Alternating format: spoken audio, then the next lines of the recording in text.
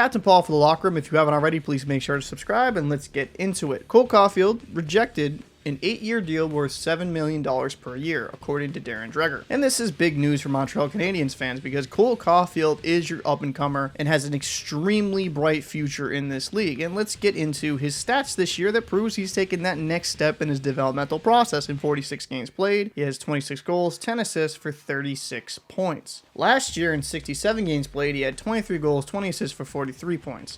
And that was after an extremely rough start. Caufield, unfortunately, is out for the rest of the season, was on pace for over 40 goals this season. And being only 22 years old, that's extremely promising, and you want to lock up that type of talent for the long term. But how much is Cole Caufield worth? Well, I see some people comparing him to Matt Boldy, and Boldy got 7 per year, and that Caufield wants more than that. I'm just going to do kind of the same team. Nick Suzuki gets $7.8 million per year. I think in value alone, Caufield is around that. So I would be fine if they're going to lock him up for the long term, if they did like an $8 million 7-year deal, just so they can lock up Caufield in his prime years. That would be really important. The good thing about getting guys locked up at the long term at a very young age is if they keep developing, they will be playing well underneath their market value, and you're able to keep adding solid pieces to your team to be a competitor. The Montreal Canadiens are a few years out of being a solid team. They have a lot of contracts that I would say aren't ideal. Like Dadonov is one that sticks out to me. $5 million per year. Yes, is the last year of his deal, but you're vastly overpaying a guy that has 12 points in 38 games played. He's nowhere near that value. The one thing that has me pause on Cole Caufield is his inability to stay healthy. Last year he played 67 games played, this year 46, and he got an unfortunate injury. So that's the only tentative side of this deal I'd have is like, well, can Cole Caufield play a full NHL season? Because he